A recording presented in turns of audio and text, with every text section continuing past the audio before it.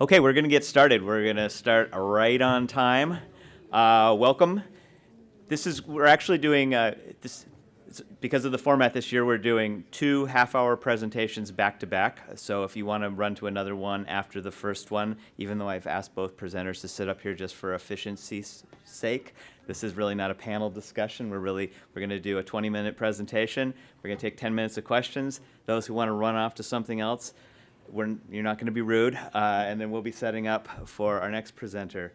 So our first presenter this afternoon, it's not this morning, is Jen Tobias, the manager of exhibitions and art collections at the Denver Botanical Gardens, and she's going to talk about her work with virtual environments. So take it away. Thank you.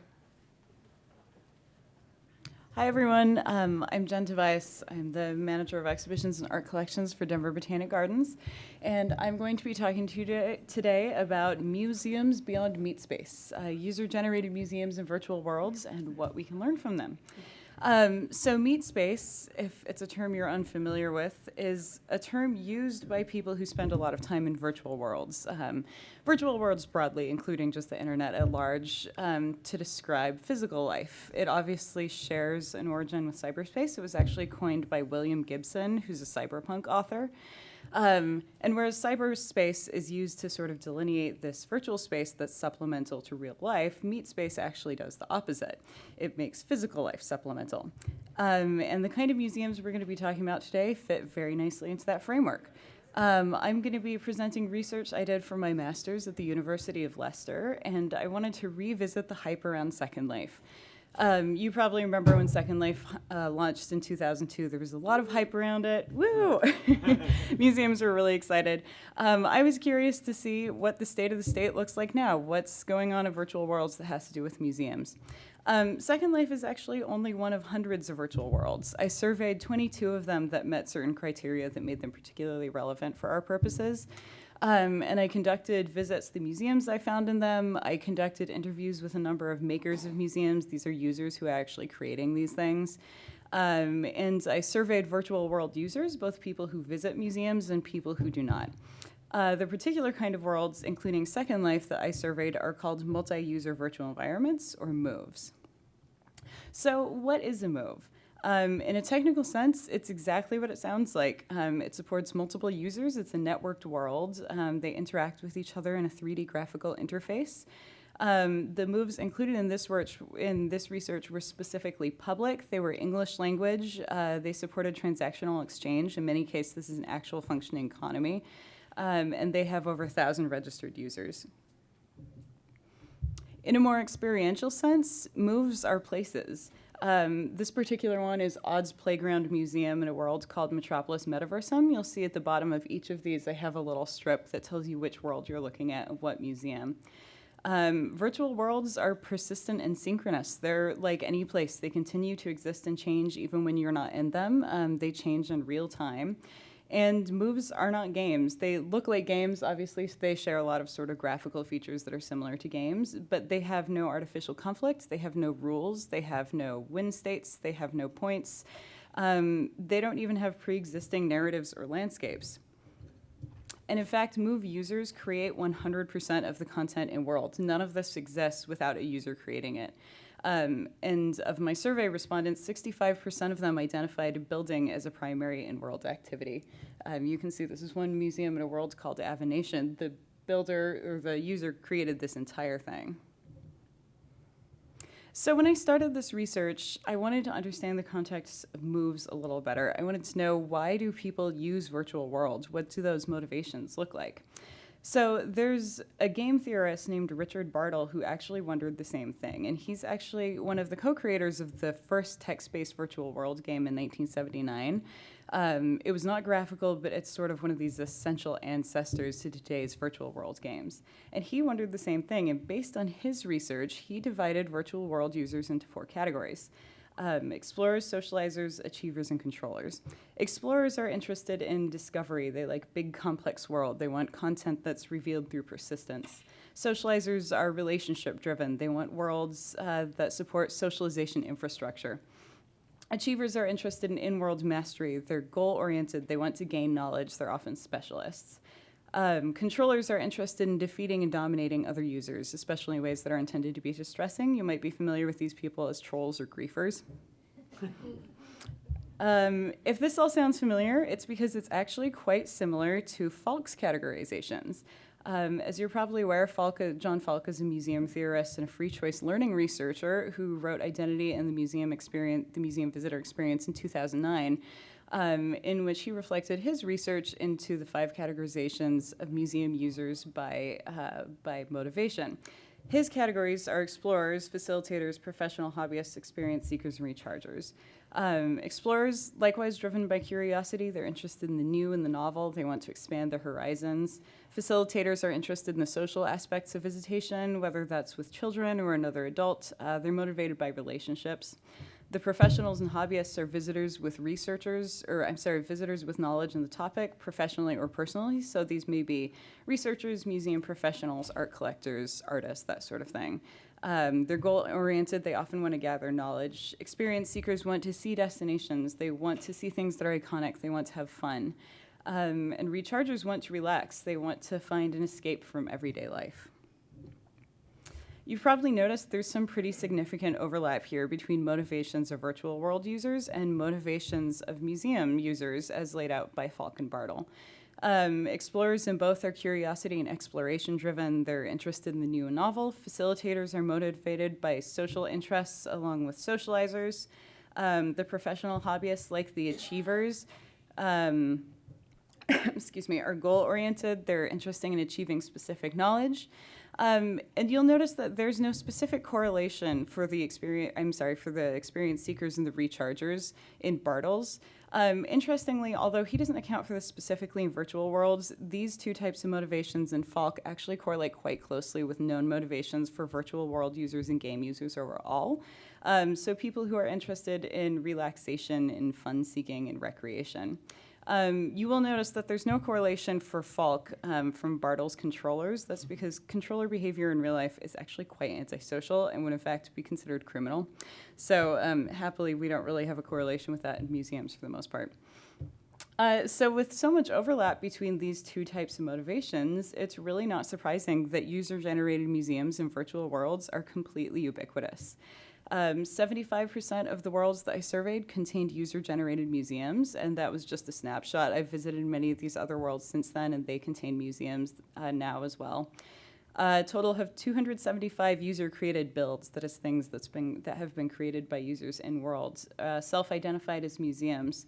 And interestingly, museums created by actual museum bodies account for a tiny fraction of total museums, only about 2%.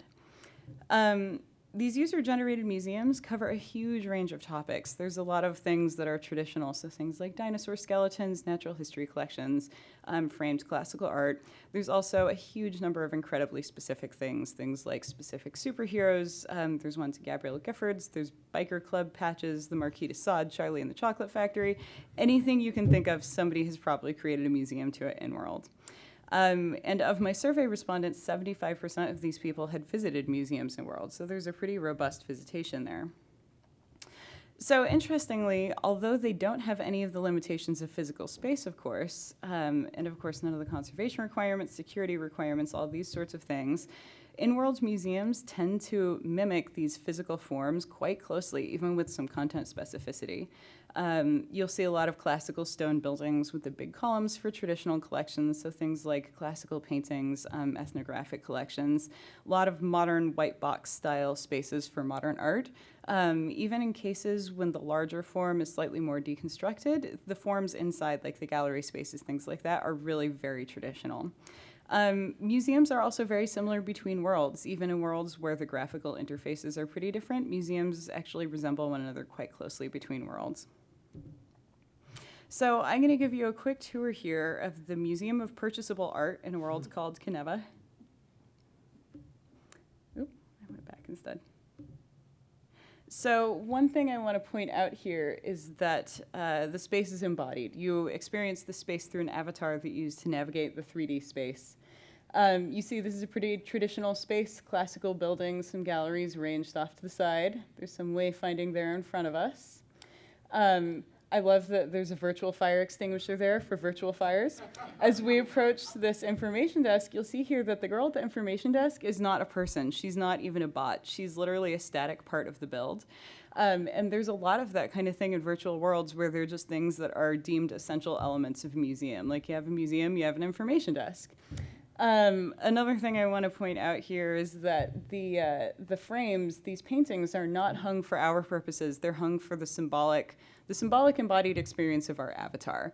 The visual experience for us is actually really not that great, and that's typically the case of these virtual worlds. The experience is really prioritized for the embodiment of our avatar. And likewise, you'll see lots of things like these things you can see at certain angles are actually behind glass. Lots of things behind glass in frames, these sorts of things that, again, in world don't actually serve a physical purpose.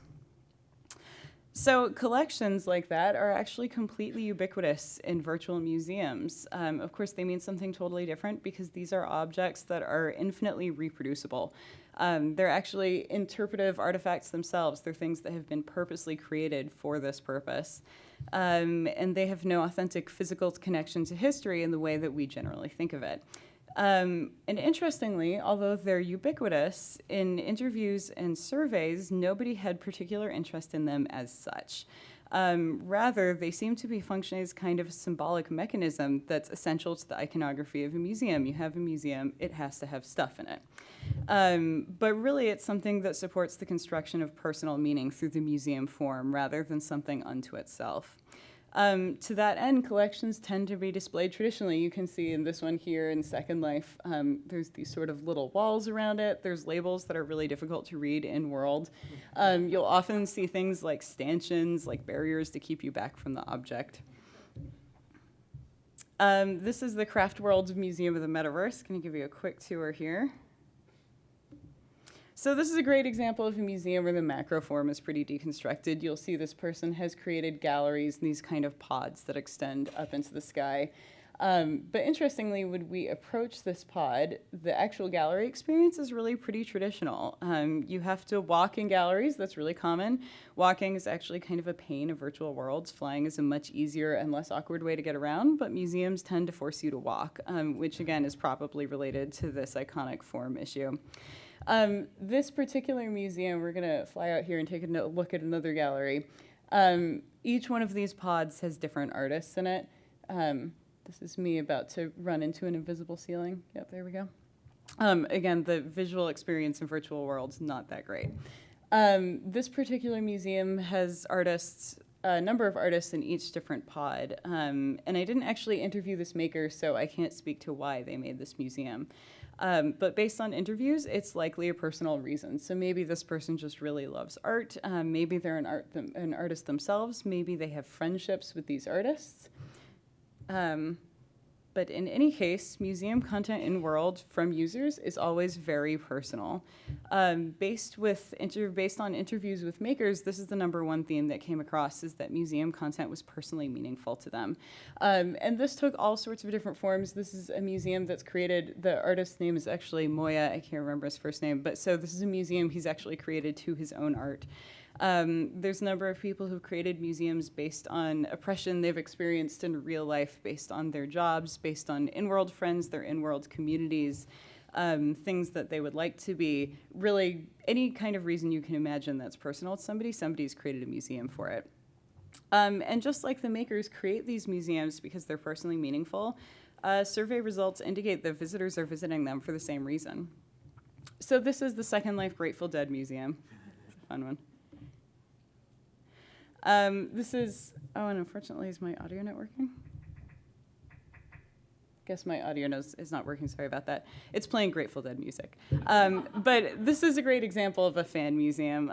This is obviously somebody who really loves the Grateful Dead, spent a lot of time and probably money on this museum. These museums actually cost real money to run. There's this extensive timeline. When you click on the nodes, you can see it brings up all of this information about each of the timelines. As we head over to these photos, you can see the same thing. If we click on one, it brings up all of this biographical information. So this was obviously created by somebody who's really knowledgeable about the subject, somebody who really loves the subject. And it's also the kind of museum that's going to attract other people who also really love the Grateful Dead. So one thing that's really interesting here is that there are a lot of these museums, or like this one about Star Trek, where the maker is actually quite knowledgeable about it. This is some kind of super fan who's created this museum to house all of their knowledge about it. The catch is everybody in world is anonymous. You don't actually know who this person is. You have no idea what their actual level of knowledge about it is. And when I asked visitors about this, they actually rated virtual museums as less authoritative than physical museums, but still rated their satisfaction equally high. And interestingly, personal interest related to content was the biggest motivator for visitation. It was 75% of visitors said that. But when asked about their interest in expert content, the kind you might find in a physical museum, the percentage dropped to 33%. So that's a really substantial number of people who are interested in this kind of sharing, but are not necessarily interested in the sort of expert educational aspect of it. So makers and visitors engage with these museums as a communication tool for relationship building rather than education as such. And they really find these to be affirmative spaces that they share their interests with others in. And in fact, sharing was the central theme among builders. It was the #1 reason that people made spaces, was to share their interests. So this is a museum in a world called There. This is the Winter There Games Museum. This is a great one that's socially affirmative based off of interest in a virtual community. So this is a museum dedicated to Olympic Games, effectively, in world. There's another one dedicated to the Summer Games. You can see it's a little bit of an unusual space, things arranged around the edges in a pretty standard way. In a second here, we're going to approach one of these sort of mannequin sculptures, and you'll see that we can actually purchase parts of it. It's really common in virtual museums. These things can actually be kind of expensive to run because most worlds fund themselves off of taxes or rentals, and so a lot of users sell things or ask for donations to defray costs. Now, you unfortunately can't see because my screen capture cut this off, but I'm actually opening a menu to take a look at an information card for this museum. So you can see there's just some basic information. Up there where it says their hoods, that is the user who's created this museum. And so you can actually directly contact the users who have created all of these museums, which ends up being really important. Museum makers reported a huge number of really important interactions that they had with visitors they found really meaningful, where visitors also had an interest in the topic and contacted them through their museum. So why should we care about all of this? First of all, we should care because virtual museums are real. A lot of studies have indicated that experience through avatars actually translates into changes in physical behavior. There have been studies, for example, that indicates that if somebody is watching their avatar participate in rewarding physical behavior, the person actually increases their level of exercise. Virtual world researcher Nick Yee found that nearly 50% of virtual world residents ranked their in-world friends as equal to or better than their real-world friends. And I know it's often said, especially about Second Life, but it's worth repeating that these worlds have real functioning economies. Some of them pass millions of dollars of real-world transactions monthly, some even daily, depending on the world, and they have a real measurable effect on physical world economics. Second of all, virtual world relates to physical visitation, it turns out. I asked people about their visitation to both virtual museums and physical museums, and interestingly, it turned out that those who had visited a virtual museum in the past year, 76% had also visited a physical museum. The reverse was not quite as true. Of those who had visited a physical museum in the past year, only about 53 had visited a virtual, the reverse. I'm sorry. Of those who had visited a virtual museum, 53 had visited a physical museum. When I asked people about why, however, the vast majority cited logistics, so things like accessibility and money. So certainly a relationship that would benefit from some more research, but a relationship that definitely exists.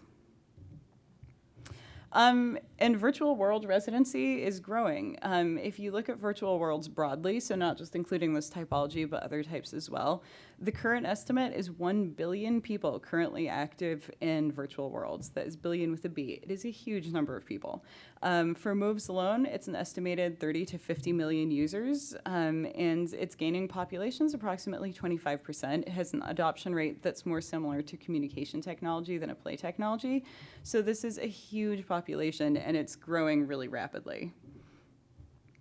And additionally, virtual world museums that are created by users are everywhere. I studied this very particular typology of worlds so that I could get some more meaningful data, but actually they're in all types of virtual worlds. This, of course, is the sandbox game Minecraft. This is a museum in it. There are a number of museums in that. But there are museums in platformer type games that allowed users to generate their own levels. They're in open world games. They're in first-person shooter games. They are absolutely everywhere. And so what can we learn from all of this stuff about user-generated virtual museums? First of all, the physical form of museums tends to have real iconographic power.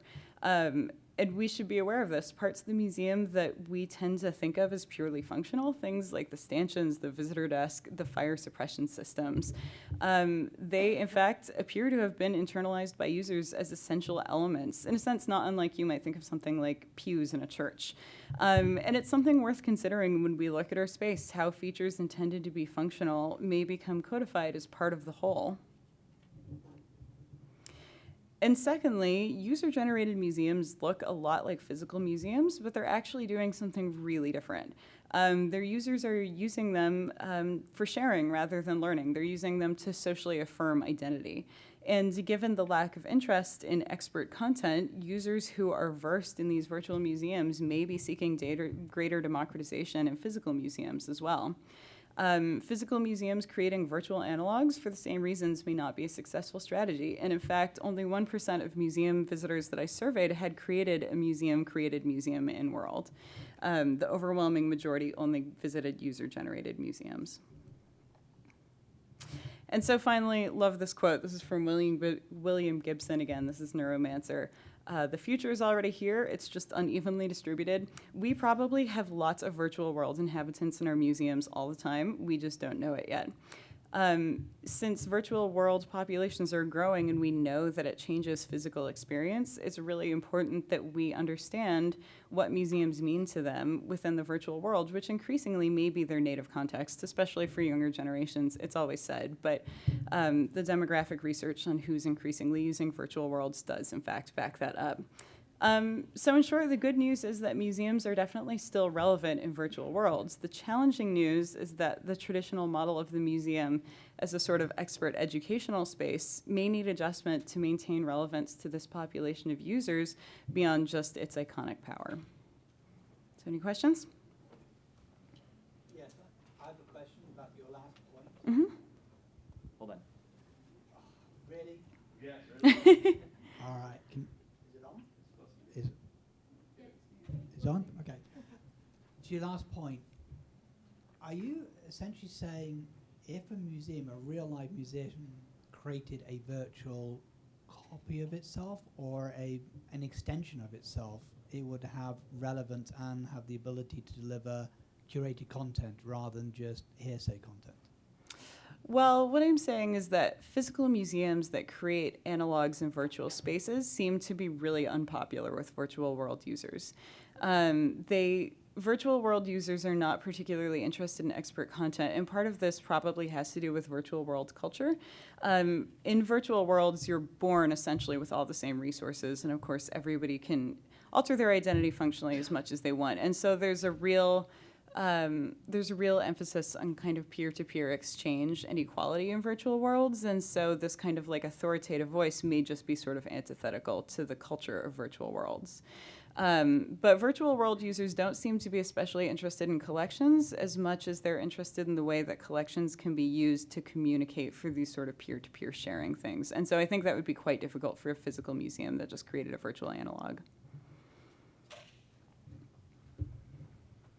We're doing this so people who listen to the recording can. It's not really. Thank you. Thanks for doing this. This is fascinating. I've been working in virtual worlds for almost 10 years with museums, so it's interesting to get a take of the way things look now. A few things I wanted to share or ask about. The listing in the beginning of the different types of behaviors. One of them wasn't building. Well, you talked about most of the Right. stuff was building. We don't want, most of us, some of us do, we don't want people coming into our museums building stuff. Right. But in the virtual worlds, that's what it's all about. So it's interesting to think about that contrast versus how it's similar and how that's about shaping identity. I think that's a really interesting point you made. Second thing was, so much of what we saw was about reifying museum means space, right? But many of us know museums are also about experiences. So early on, some of the projects I did with the U.S. Holocaust Museum was about not rebuilding the museum, but building something that the museum was about, and then creating a space where one could explore that. Another one with the Field Museum was about recreating an expedition, right? So it's interesting to think about, what do people, this tells us something about what people think museums are. There are these buildings and other spaces, but we know that there's so much more. At the same time with Minecraft, which is the most popular of the ones you talked about, most people are building museums. The Tate, however, built going into a piece of art, where you actually get to go into the painting and learn about the story behind how it was made and explore the art as the physical thing. So I think it's interesting both to see how limited we've been able to educate people about what museums are. To them it's space, and what else could we be doing to help people understand that museums, to us, as a medium for communication and about authentic knowledge and disseminating and public education, means so much more. And I'm curious if you've come across, to the question, other things beyond just using space as the way to communicate in the virtual world that show that there's other museum literacies as a medium that you see people have adapted and then using in these environments. Yeah, it's a really interesting question. And it's part of the reason that I decided to study things that were self-identified as museums is because there are a huge number of builds in worlds that do these museum functions but don't identify as museums, a huge number of these things. So there's lots of historical, I don't know what you'd call them, historical sites. So things like the Titanic reconstructed, things like that. Lots of educational spaces, you can go visit the moon and it's actually all mapped out just like the moon is. These things tend not to self-identify as museums, which is really interesting. What self-identifies as a museum is the building, and the building has stuff in it and it has labels. There's quite a bit of variation within what that looks like. And there are in fact some spaces that are very postmodern. They don't necessarily have anything that we would recognize as a museum. But the vast majority of what people seem to identify as museum, at least in a useful form in world, is that sort of object. And it could partially be because, again, the visual experience in these spaces is not very useful. And so if you're trying to get something out of the iconic form, what you're trying to get out of it is symbolic rather than experiential. Because if you want something experiential, you wouldn't go with the building because it's not actually a very useful form. But yeah, it's a really interesting question. There are billions of builds that I could have considered as museums that didn't self-identify as museums. What was your favorite world? Oh, that's a good question. I have to say I really like Second Life, and it's only because Second Life has the biggest population, just by a pretty massive margin. Of course, in a world where all of the content is user-generated, it means that the world is much bigger. And so there's just a lot of really strange stuff in Second World that you don't find, or Second Life that you don't find in other worlds, because there just aren't as many users. Yeah. I'm interested in the fact that these are one person's museum. It's not a corporate entity that's created it. And I wonder if you have any thoughts about how they might relate to things like Wunderkammer, cabinets of curiosity. How are they similar in that way? So you're asking in terms of the objects they display? No, their meaning. Oh, their meaning, I see. Yeah, it's an interesting question. I mean, meaning seems to be constructed in these largely just through the inclusion of the subject and the iconography of the museum. When you go through these spaces, there's often not a ton of thought put into where things are placed, how things are labeled. It tends to be more that the topic is elevated through its execution within the museum space. And so there's actually not too much focus on the actual display aspects beyond what's sort of required to meet the iconography of the museum, if that makes sense. And so the most important thing in these museums often tends to be the subject, and there's various levels of subject. Some people obviously just really love constructing their museums and put a ton of time into them.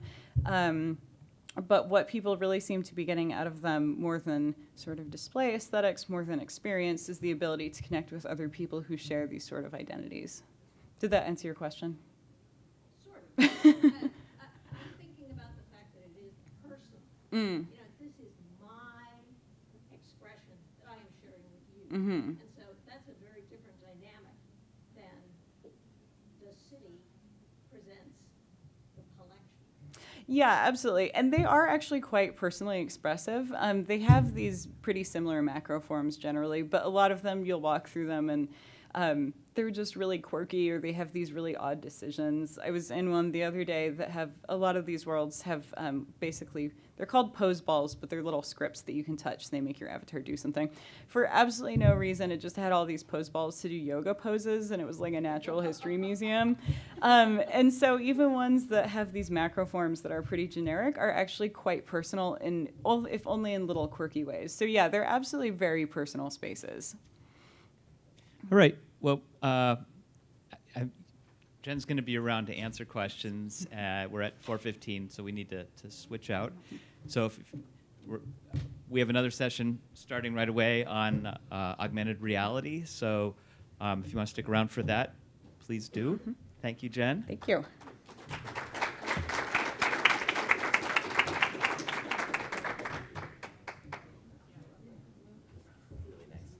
Oh, thank you.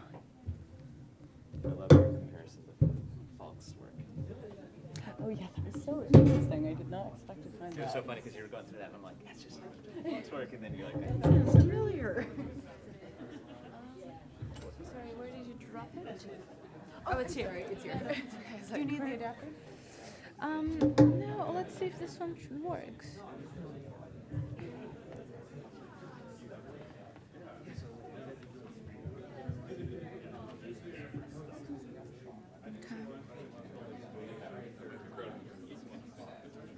So my question for you would be, what do you know about museums that actually invest a lot in Second Life? Earlier on when it was really popular, how many of those spaces are still actively managed? Yeah. I mean, there's a couple. I mean, it's funny because Are you, Oh, no, sorry, I didn't mean to interrupt. Are you all I'm right. good? Yeah, Okay, it seems to be working fine. okay, go ahead. I was just gonna say they're kind of expensive. Yeah.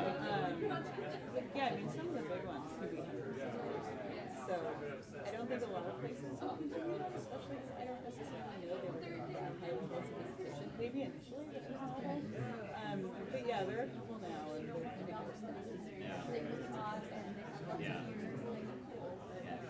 It's so interesting your findings about how authoritative content is not very important. Well, and I was expecting the reverse. Like I was expecting, because you don't know who the people are constructing them. I wasn't expecting that that's actually true.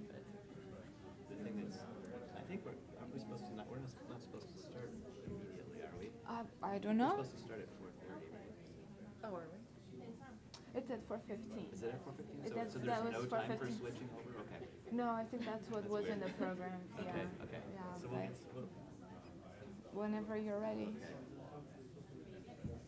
but do you have a title? I'm a doctoral fellow. Okay. That's my title.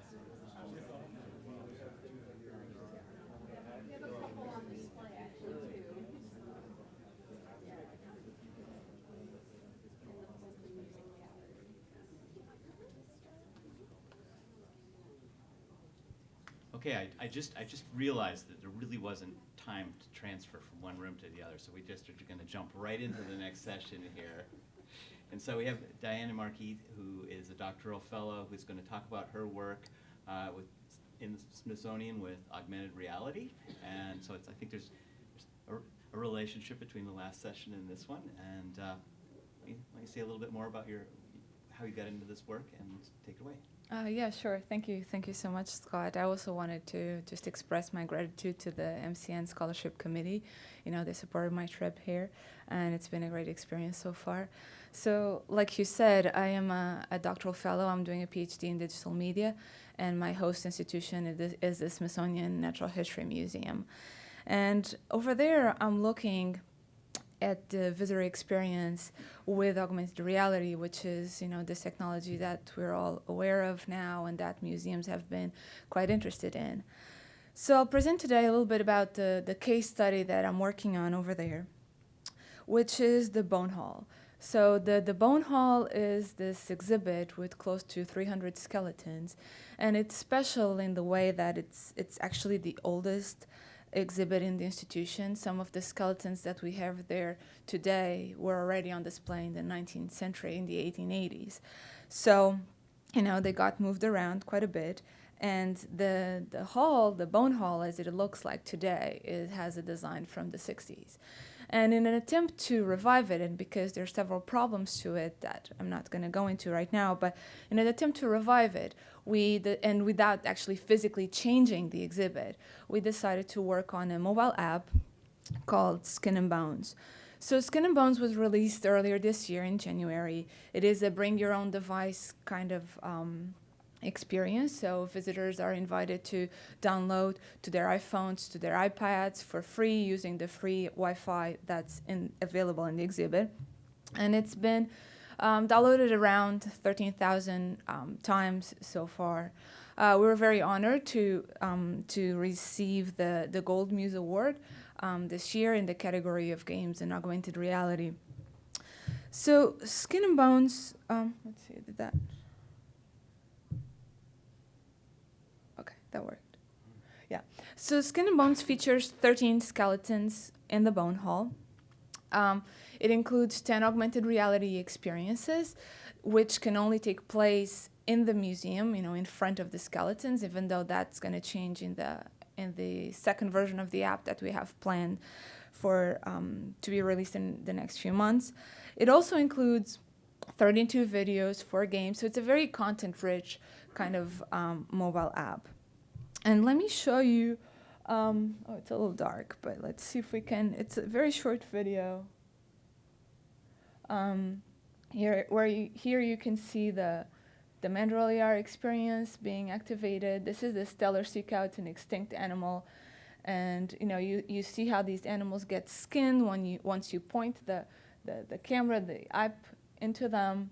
And there's also animated augmented reality experiences like the vampire bat that we're seeing right now that, really yanks itself off its mount and starts running because only vampire bats can run on the ground and other bat species cannot. So there's several animated experiences like that. You have a pileated woodpecker pecking away, the rattlesnake just literally biting it into its prey, and you see the venom kind of go through. So a lot of focus on functional anatomy and looking at the bones. So this is what a page for one of these animals looks like. This is for the vampire bat. Not all animals have these kind of 5 choices to them. Some have less. But the way that we structured this app was using a framework that was developed by Andrew Bucaric and his team at the Smithsonian called the IPOP. Now, what IPOP says is that visitors that will come to the museums will have stronger preferences either for idea stories, for people stories, for objects, or for physical activities. And not that we, this is one thing that we're testing too in our research, but we use this as a very nice way to structure our content. So you will see that we have big idea as in videos that explore large scientific concepts. We have Meet the Scientist, which are interviews that we did with the scientists at the Smithsonian, at the museum, like their people stories, what got them into science, what they do. We have Skeleton Works, which is like the object preferences, which is where AR is mostly housed. So really focusing on the object, on the skeletons.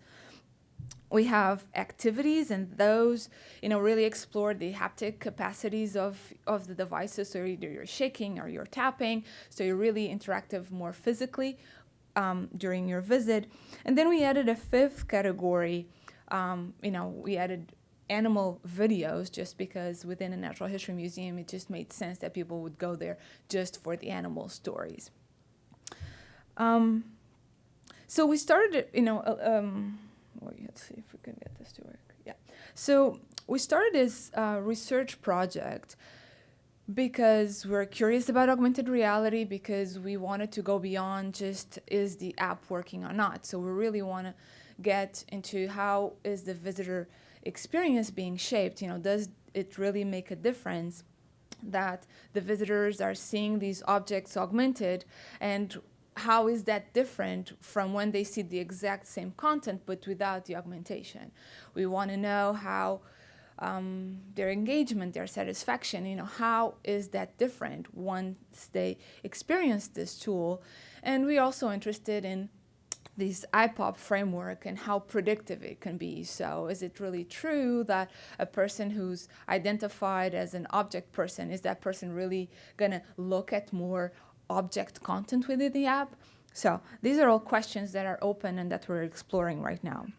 So to go a little deeper into the study of augmented reality, we actually created two versions of the app, two research versions of the app. So we have we have the one that has the augmented reality that's in almost everything the same as what you download from the store. And then we have the non-AR version where what you see superimposed onto the skeletons is instead shown on your screen. So the mandrel that you'll see on top of the skeleton will instead just show as a still image on your screen, and the animations like the vampire bat running, you will see and it will play as an animation on your screen. So it's the exact same thing, but there isn't that real-time superimposition and triggering from the skeleton. So the way that we approach this is we would recruit the visitors, we would hand them an iPad with either one or the other app, right? And of course they didn't know. And then we did a lot of observation and tracking. So we would follow them, see how they're proceeding through their visit.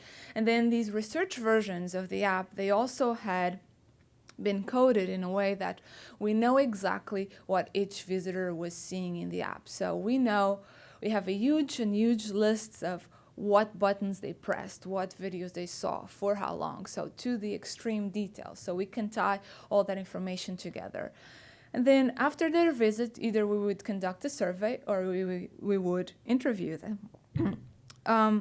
So in this way, we had about 260 participants that filled in the survey, out of which 160 used the AR version, 100 used the non-AR version, and then 15 people were interviewed.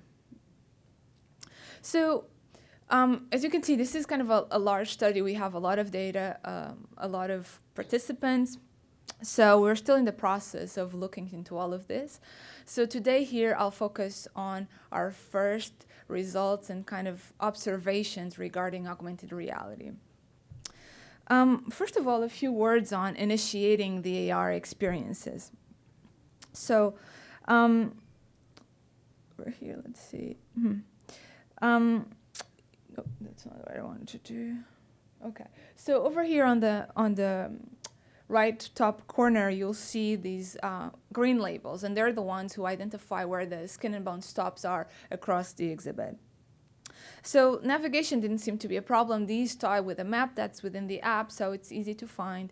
No one made any comments about that. And once you would come to a skeleton works kind of option, you would be instructed on, point your device to frame the animal. And it will show you a picture of how you were supposed to frame it in order for the experience to take place. So by and large, the experiences that worked the best were the ones where the object is kind of medium size, where it's more prominent than other objects around, and that people would have no question, even without any kind of instructions, that this is the one that you're going to. However, when we get to skeletons like the vampire bat, which is considerably smaller than the skeleton that's next to it, even though it's properly labeled and you get how to frame it and all of that, people, instead of pointing to the vampire bat, they would not everyone, of course, a small portion of people would do this. Another thing that we would watch and that we would see causing some problems would be the framing of the object itself. So in this case, the rattlesnake is actually in the corner of the case, and because we didn't want to put people in a situation where it's awkward, you're kind of pointing sideways, there's the reflection of the glass and so on, we would instruct them instead, just point to the snake case as a whole. However, people with defaulting from pointing to the other skeletons face on, they would kind of miss that, and then they would be sideways looking for the rattlesnake. So that caused some problems as well. And again, addressing the scale issue, skeletons like a swordfish, which is this gigantic skeleton in front of you, requires that you step back to frame it all and to see the animal as a whole. Now, we have to think that this museum in some parts of the year will get thousands and thousands of people through the door. So there's times of the year that you can't really step back either, and even if you do, it creates this space in front of you, between you, your device, and the case that will allow for people to walk in front of you, which might drop the augmented reality experience. So all of these are things that we didn't know. There weren't really any studies, and that things that we're finding out for the first time in terms of, how, what are the good size of objects, what kind of things work and what kind of things don't work. Having said that, there was still a very considerably high rate of success in everyone that attempted to initiate augmented reality experiences.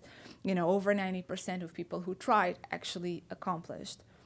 However, that is very different when we look at 2 augmented reality experiences that we had housed under the big idea category. These were a lot more complex stories that we felt couldn't be conveyed through augmented reality alone. We felt like we needed an intro video to kind of create a baseline story to then show more information through AR. However, you would have to look through the whole video to be invited into frame and to see the AR. And we realized that a big number of people wouldn't actually watch the video until the end, so they would never get to the point of seeing the AR. So that raises an interesting question, which is how do we tell more complex stories through augmented reality? Because you don't want to have people, holding the device for a really long time. You also don't want to get yourself into creating very complex 3D animations, because not only that's expensive in money and time, but also it's taxing in terms of the size of the app overall. So these are all questions that, again, we're finding for the first time. Now, I also want to share with you some of what we heard from talking to the visitors. And it wasn't, it was overall heard that, this was a valuable tool that added value to the exhibit. For, a visitor said, for example, it was so cool to see the correlation between the skeleton and the living organism. It contributed to those we saw, but also gave context to the other skeletons. Another thing we heard over and over was about the multisensory aspect of the experience. Of course, we're talking about an exhibit that's skeleton after skeleton after skeleton, so it was valued by the visitors that now, you have all these layers of understanding and tapping into the sound and into the visuals, a lot more to offer. Motion and function was something that also stood out very much to the visitors. For example, they would say, you could see the skeleton there, and then to see the actual anatomy and physiology of the animal working while it's unhinging its jaw, the muscles are releasing the venom into the prey. Just kind of be able to take one of these skeletons and visualize how it works when the animal alive. That's neat.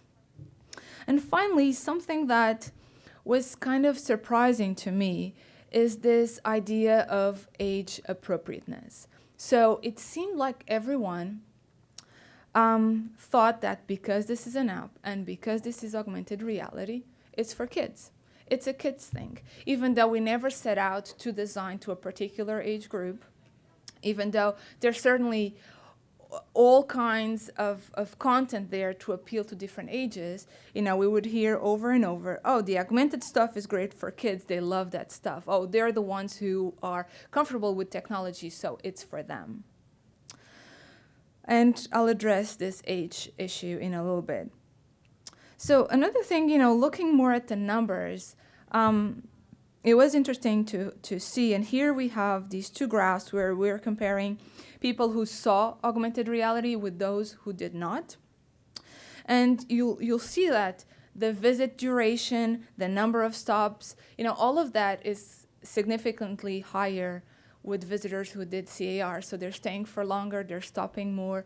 There's definitely that factor that's keeping them there more. Also, one question we had from the start is, okay, now that they have this tool in their hands, are they just going to stop at skin and bones skeletons, or are they going to be looking and stopping more at the rest of the exhibit? So it seemed to us that it's mostly the skin and bone stop that they're going for. And eventually they will be, of course, this is a generalization. There are people who visit other, but, the majority would keep to those stops and would probably take pictures of the very large skeletons, which always presented good photo opportunities. Another thing that's interesting, that stood out, and it was interesting to compare, is, here we're looking at people who used the augmented reality version versus the one who did the non-AR version. And you'll see that people who used the AR version consumed AR for a lot longer than those that saw the equivalent AR content. So the ones that were seeing the actual mandrel on top of the skeleton would do it for a lot longer than those that were just seeing the mandrel on their screen. But it's the reverse when we look at video. So people, it's like in the absence of augmented reality, people will see a lot more video. So it's almost like controlling. We can predict now what kind of people are going for the most. The last graph I wanted to show you addresses that age issue, because I thought, okay, so people think this is for kids, so how is it really different what people are seeing? Ooh, oh, wow. Mood lighting, huh?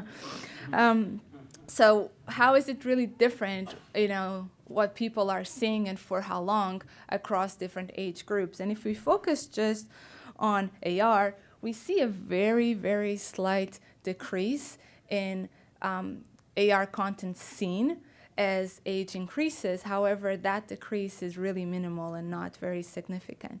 So we may have a barrier here, which is people dismiss the app because, thank you. People might dismiss the app because they think, it's for kids. However, if you surpass that and if you are able to tackle the technology, then you probably will enjoy it as much as a teenager would. So this raises an interesting issue, is how can we surpass that barrier and just appeal across different ages?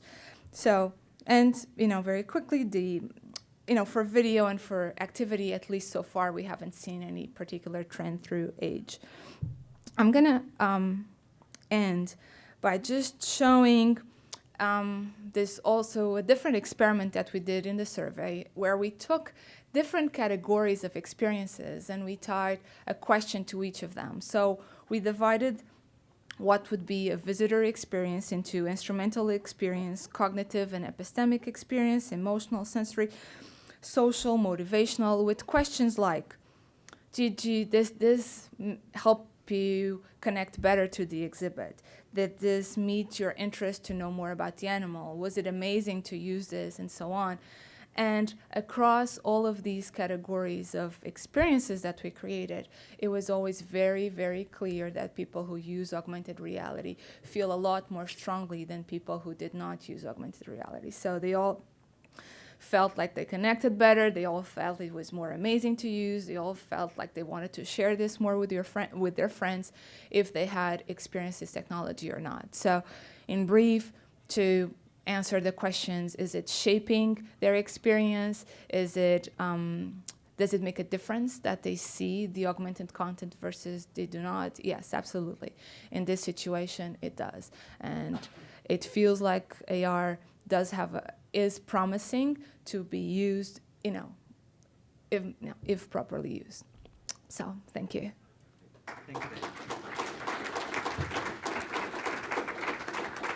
Okay, we have a pretty compressed format for questions, so please short questions, and hopefully we can get through a few of them. This is very short. Diana, thank you. Can you go back one slide? Because Under sensory experiences, it says skin and bones did not hold my attention. Right, Under right. social, I do not want to share skin and bones with my friends. Was that an actual finding? No, so these were the questions that we had in the survey, and people would rate them in a Likert scale. So we didn't want to have them all phrased in the positive. We wanted to have some negative, so we can kind of filter out people who just grow like, oh, this, and they're not really paying attention. So it was kind of a mechanism for that.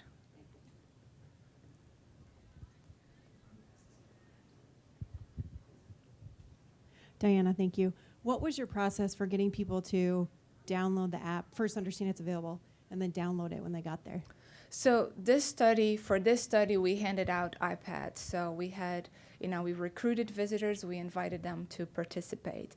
And that's interesting in the age question, right? Because we were trying to approach different age groups randomly. And so, it would be interesting, a separate study where we're focusing just on the uptake of visitors who come and download it on their own. Yeah.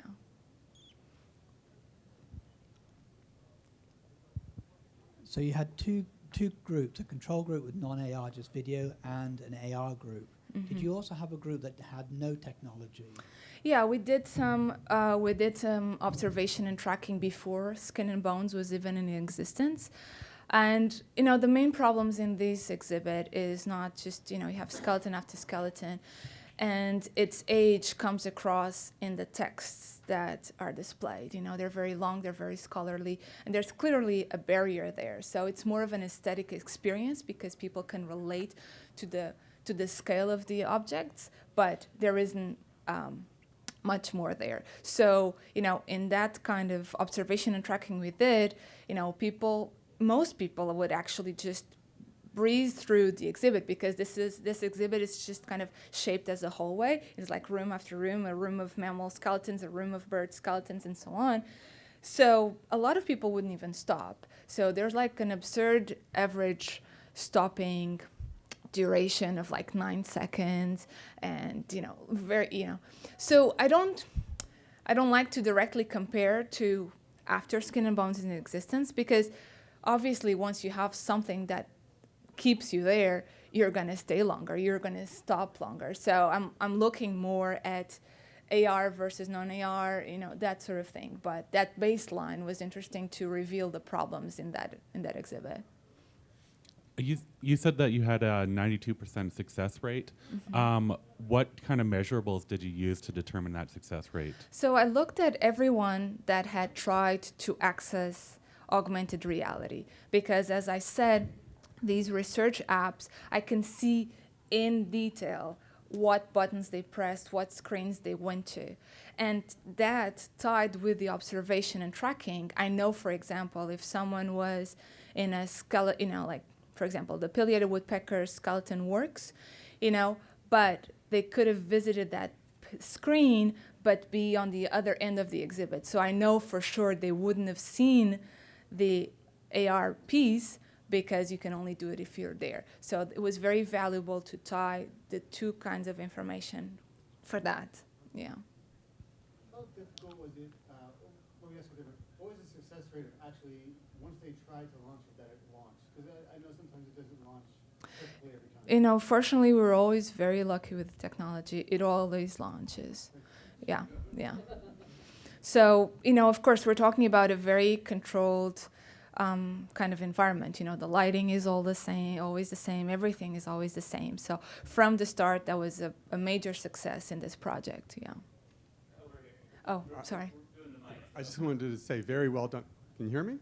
Okay. Very well done project. But we have an issue that you sort of touched on, which is holding up iPads in crowded galleries. And we sort of have an AR right now sort of in a small gallery with some iPads.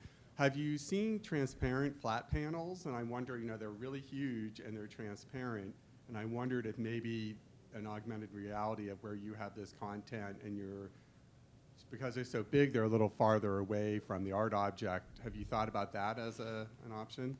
So this was a low budget project. And so, as I showed, this is a very historical, important exhibit in that in that museum. And the curators, the scientists there, they really cling on to that exhibit as it is. So the deal from the start is there will be no changes whatsoever. Even just putting those labels in the glass to indicate where the stops were was a major negotiation. So, you know, it is a good, valuable idea, but it's not something that we would consider for this. So we always started from thinking of a bring your own device kind of idea and, you know, let visitors on board or not, you know, depending on their. Time for one more. I'm interested in the additional types of content that you delivered through it besides just, so you have the skeleton and you show the actual animal on top of it, but were there options to, for the user to gain access to, because you said something about video, but I didn't really catch like how somebody would engage with that, like if they hold up the augmented reality option, I guess, or like do they click on something that takes them to a video? Do they actually stay there and watch a video? Would they watch a video? Right. If right. so, how do you do the sound? Yeah. Like all Sure. a little So, more. you know, going back to that, to this page here, so different categories are different types of content. So skeleton works is and where you see the AR logo over there. Under skeleton works, it's only augmented reality, okay? Under the activities is just small interactive, playful things that you can do. And then the other categories are all videos, with the exception of 2 AR experiences that are embedded or tied together with videos under the big idea. So it's not, so the one that I was showing that kind of failed more in terms of getting to the AR content is the one that was preceded by a video, and it was housed under the big idea category.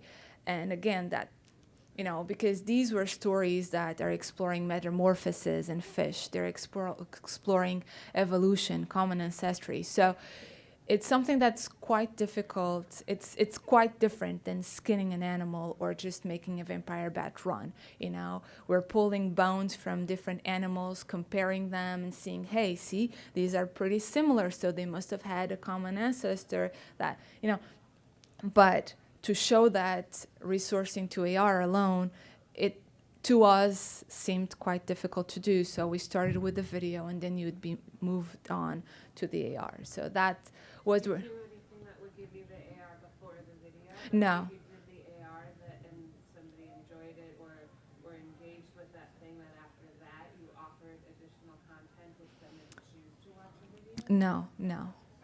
Yeah. All right. Thank you all very much. That was great, Jen. Thank you.